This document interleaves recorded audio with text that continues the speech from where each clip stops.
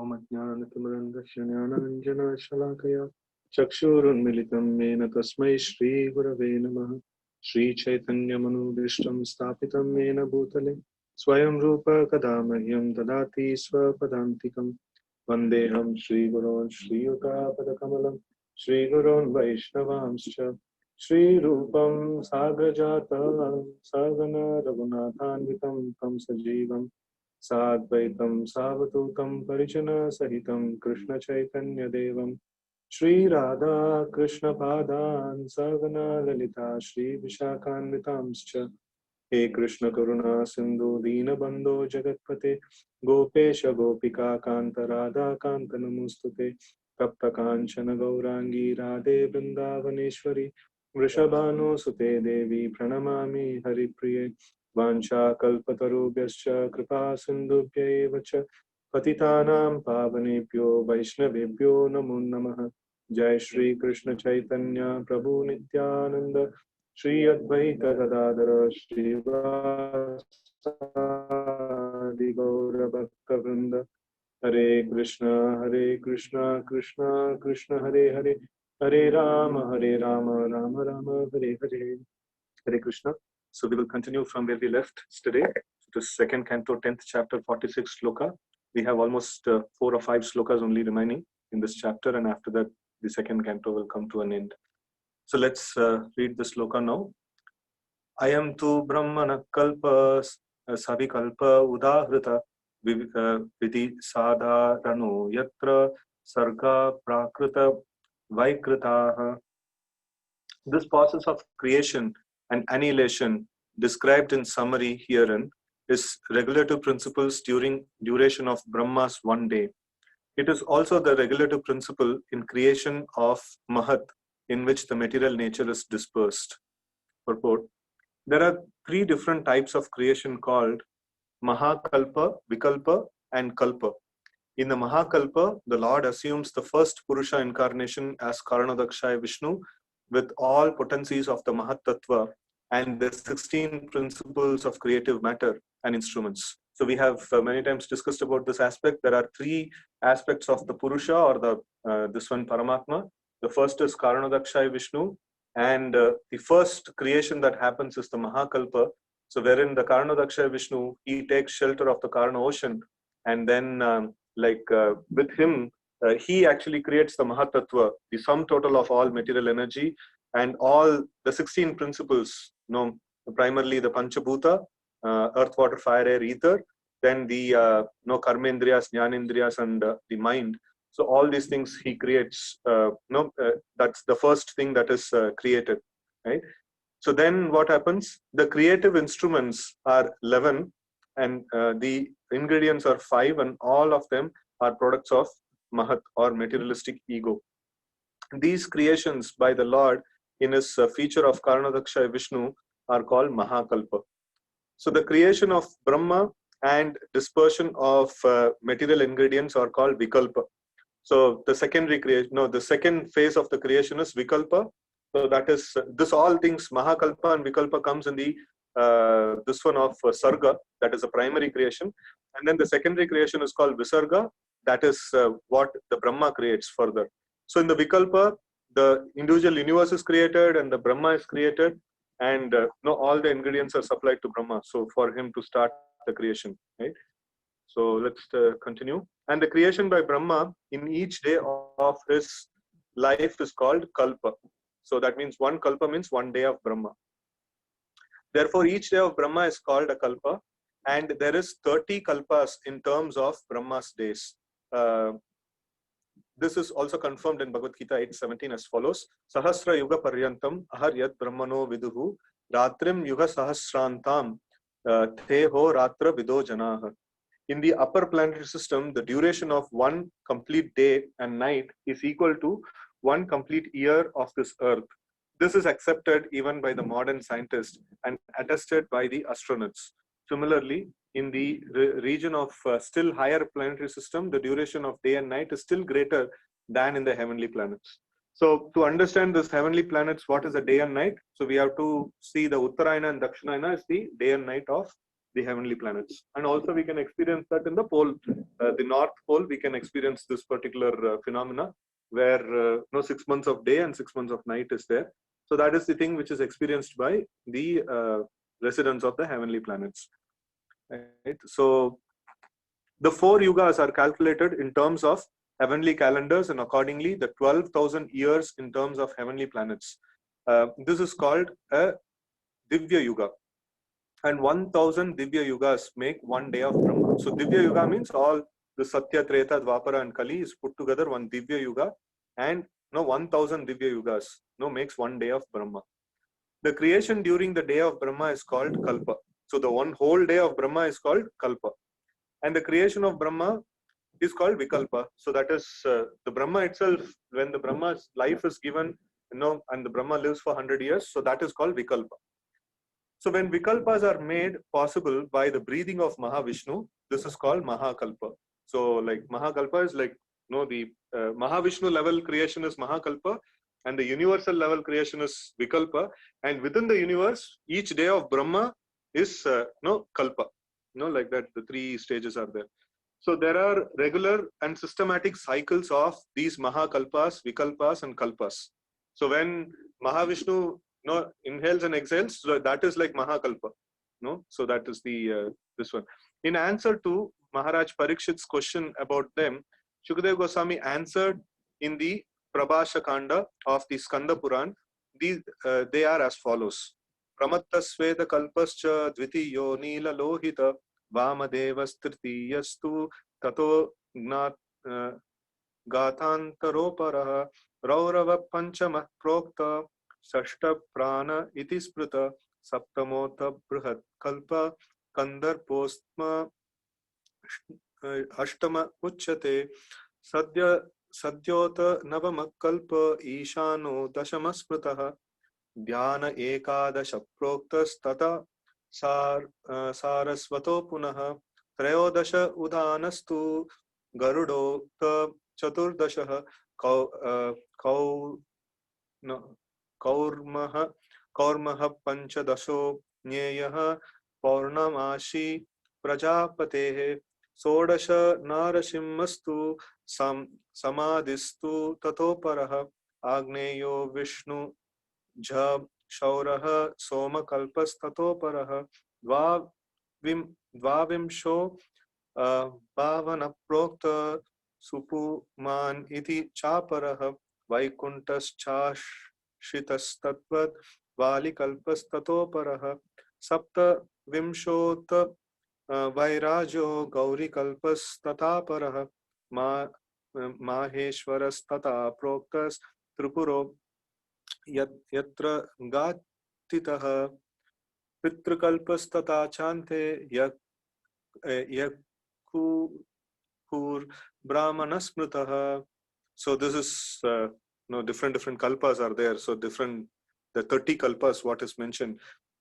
Therefore the 30 kalpas of Brahma are Shweta Kalpa, Nila Lohita, Vamadeva, Gathantra, Raurava, Prana, Brihat Kalpa, Kandarpa, Sadyota, Ishana, Dhyana, Saraswata, Udana, Garuda, Kaurma, Narasimha, and Samadhi, Agneya, Vishnuja, Shaura, Somakalpa, Bhavana, Supuma, Vaikunta, Archisha, Valikalpa, Viraja, Gaurikalpa, Maheshwara, and Pitrakalpa. So these are all the different things, different kalpas that are there. And these are Brahma's days only. And he has to live months and years up to 100. So this 30 kalpas are so different days in the calendar of Brahma, 1 month in the calendar of Brahma. So this is 30 days. So each day of Brahma is named like this, different kalpa. And each day 1 kalpa. One day of Brahma is 1 kalpa. And then each day is 1 kalpa. And then 30 days makes 1 month. So like that, he has 100 years he has. So up to 100. So we can just imagine how many creations there are in kalpas only. Then again, there are vikalpas. which are greater, which are generated by the breathing of Mahavishnu, as stated in the Brahma Samhita, Yeshaika Nishvashita Kala Matavalambya Jivanti Loma Vilaja Jagadandanata. The Brahma lives only during the breathing period of Mahavishnu. So the exhaling and inhaling of Vishnu are Mahakalpas. And all these are due to the Supreme Personality of Godhead. For no one else is the master of all creation. So this is like, no, Mahavishnu's existence is Mahakalpa, like, no, he is existing with all the ingredients. And then when he breathes out, like, no, one Vikalpa happens, no, like one Brahma, many universes creates, and in each and every universe, Brahma is created. So that is Vikalpa. So in Brahma, there is Kalpas, like every day of Brahma is Kalpa, and 30 different types of Kalpas are there. So that is the 1 month of Brahma. And like that, he has to live for, so like this is one kalpa includes the one probably only day is mentioned here. So and like this we can see that. So the 30 kalpas, and then like basically like every day of Brahma is kalpa. So it is named as kalpa. In that 30 different varieties of kalpa is mentioned, and that makes 1 month of Brahma. So like that, 100 years he has to live. So it's all this 100 years is put together is called one Vikalpa. So that is Mahavishnu's one breathing period, and Mahavishnu's time scale is called Mahakalpa. So text 47. Parimanam cha kalasya kalpa lakshana vigraham yatha purastad vyakyasye padam kalpam atoshanu. O King, I shall in due course explain the measurement of time in its gross and subtle features with the specific symptoms of each. But for the present, let me explain unto you the Padma Kalpa. So one Kalpa they are going to explain. Purport. The present duration of Kalpa of Brahma is called the Varaha Kalpa or Sweta Varaha Kalpa, because the incarnation of Lord as Varaha took place during the creation of Brahma, who was born on the lotus coming out of the abdomen of Vishnu. So in this Brahmas, this particular Kalpa is called as Sveta Varaha Kalpa. So therefore, this Varaha Kalpa is called as Padma Kalpa, and this is testified by Acharyas like Jiva Goswami as well as Vishwanath Chakravarti Thakur in pursuance of the first commentator, Swami Sridhar. So there is no contradiction between the Varaha and the Padma Kalpa of Brahma. So this, like what is mentioned as Varaha Kalpa, like that is the Padma Kalpa of Brahma.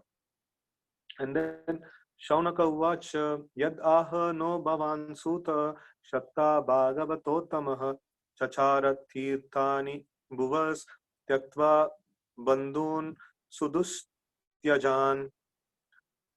Shaunaka Rishi, after hearing all about the creation, inquired from Suta Goswami about Vidura, for Suta Goswami had previously informed him how Vidura left home, leaving aside all his relatives who were very difficult to leave. Purport. The rishis headed by Shaunaka were more anxious to know about Vidura, who met Maitreya Rishi while traveling to the pilgrimage site of the world. So now the topic is going to change. So till now, it was talked about the whole thing about the creation, and it is like Parikshit Maharaj is first asking the question of entire creation and everything. Like, I want to know. This is also Leela of the Lord. No, even the creation is also Leela of the Lord. I want to know about that. So there, the topic came to the point of the same question asked by Narad Muni to Brahma, and then Brahma is explaining the Chaturshloki Bhagavatam, and from there the whole thing came about. So now the Shaunakadi rishis who are listening to this one Suta Goswami, so they are changing the topic now. So they are asking that, no, we want to know about the Vidura, like meeting Maitreya Rishi. So that is how the third canto will start. The whole thing is about Vidura meeting Maitreya Rishi. So text 49 to 50 is Shatto Kausara Veshtasya Sambado Dhyatma Samshritaha Yadva Sabaga Bhagavam Stasmai Prishtat Tattvam Uvachaha Bhuri Nastad Idam Saumyam Vidurasya Vicheshtitam Bandhu Tyaga Nimittam Cha Yatai Bhagata Van Punaha. Translation. Shaunaka Rishi said, let us know, please, what topics were discussed between Vidura and Maitreya, who talked on transcendental subjects, and what was inquired by Vidura and replied by Maitreya. Also, please let us know the reason for Vidura's giving up the connection of his family members and why he again came home. Please also let us know the activities of Vidura while he was in the places of pilgrimage. So these are all various questions that these rishis are putting. We want to know about this whole thing about Vidura meeting Maitreya. Right? So purport, Sri Suta Goswami was narrating the topics of the creation and destruction of the material world, but it appears that the rishis headed by Shaunaka were more inclined to hear of transcendental subjects which are on a higher level than the physical. There are two classes of men, namely those too addicted to the gross body and material world, and others on the higher level who are interested more in transcendental knowledge. So, when the topic of creation is going on, they're telling, no, we want to hear something else. So, Srimad Bhagavatam gives facility to everyone, both to the materialist and to the transcendentalist. By hearing Srimad Bhagavatam in the matter of the Lord's glorious activities, both in the material world and in the transcendental world, men can derive equal benefit. The materialists are more interested in physical laws and how they are acting, and they see wonders in those physical glamours. Sometimes due to physical glamours, they forget the glories of the Lord. So that is one of the reasons, we see that the gross materialist, they only do all scientific research, atomic research and all these things. They don't want to, and they think that they can control the matter. And the next level people are, no, matter is very powerful. No, matter is more powerful than us. So it is, then they are called Shaktas. They worship the energy of the Lord. So, and then, finally, like a person may come to the point of worshipping the Supreme Lord Krishna. Right? So in this way, we can see, it is mentioned, the Shaunakadi rishis, they were interested in hearing about the transcendental subjects, and they want to change the topic to this. So there are materialistic people who are attracted by the material world, and there are people who are attracted to the transcendental subject matters. So sometimes due to physical glamours, they forget the glories of the Lord. They should know definitely that physical activities and their wonders are all initiated by the Lord. That is definitely, everything is creation of Lord, and everything has, the Lord has his hand in everything. The rose in the garden gradually takes its shape and color to become beautiful and sweet, not by blind physical law, although it appears like that. Behind the physical laws is the direction of complete consciousness of the Supreme Lord. Otherwise, things cannot take shape so systematically. The artist draws a picture of a rose very nicely with all attention and artistic sense, and yet it does not become as perfect as the real rose. If that is the real fact, how can we say that the real rose has taken its shape without intelligence behind the beauty? This sort of conclusion is due to poor fund of knowledge. One must know from the above description of creation and annihilation that the Supreme Consciousness, being omnipresent, can take care of everything with perfect attention. That is the fact of the omnipresence of the Supreme Lord. So here it's very nicely put that artist, he puts so much of intelligence and tries to make an artificial rose. It can never be compared to the real rose. So that means this is taken as an omnipresence. Omnipresence means the Lord is present everywhere, and he is personally he is artist. He is making the artwork there. He is making the artwork of that flower, which is coming out so beautiful, and that is going to the glory of the Lord. So he is personally present everywhere. That is a fact of the omnipresence of the Supreme Lord.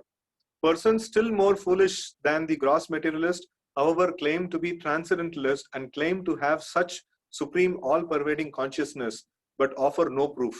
There are so many gods roaming in the street, and they tell that, no, we are the Supreme God, and they don't offer any proof. They don't even make one small rose and show that they are Supreme Lord.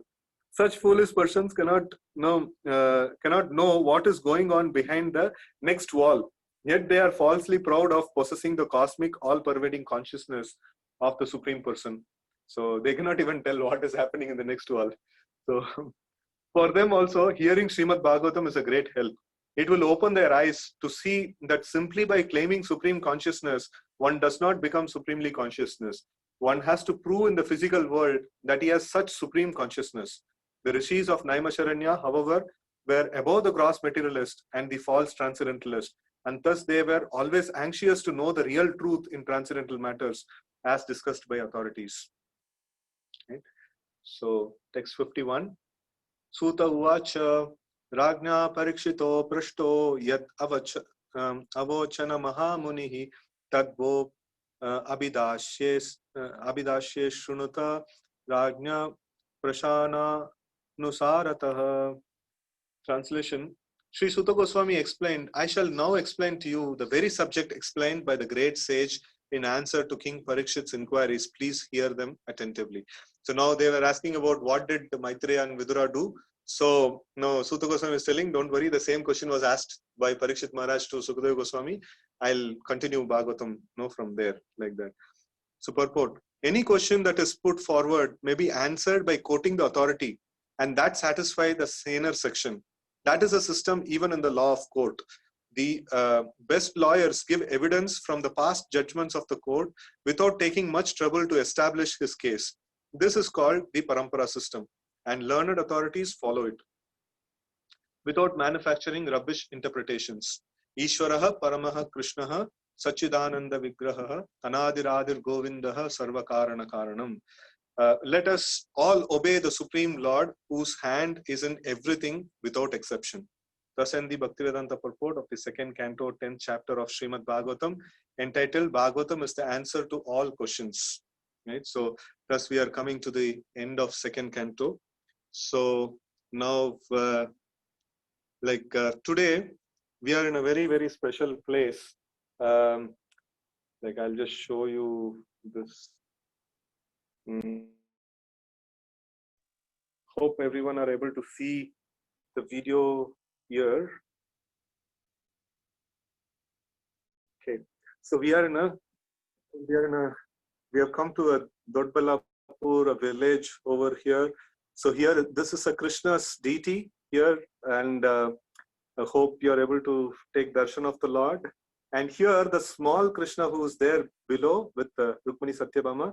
So he is a Swayambhu, who was found in the same land, and this temple is established here.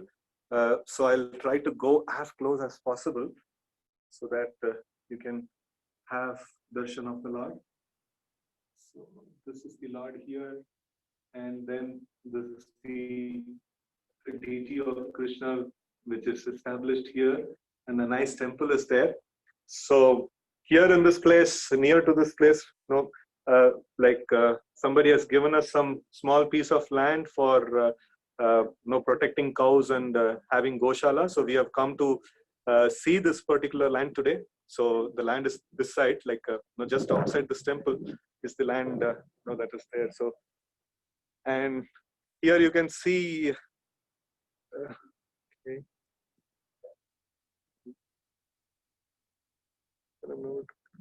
Okay, so here you are seeing some gentlemen who are sitting here. So they have kindly offered us land for taking care of cows. So all devotees, please pray for them and bless them also, so that they can be nice devotees of the Lord, right? So with this, we have come to the end of the second canto of Srimad Bhagavatam, and from tomorrow onwards, we will be starting the Bhagavad Gita. We will finish one round of Bhagavad Gita. Some suggestions are coming that we should continue the third canto also. So maybe some portion of the week we will speak the third canto, and the rest of the week we will have Bhagavad Gita. So we will decide that, and we will let all of you know about the proceedings. Right. So thank you all very much for joining for this Bhagavatam session. So we will conclude our session today here. Right. Hare Krishna.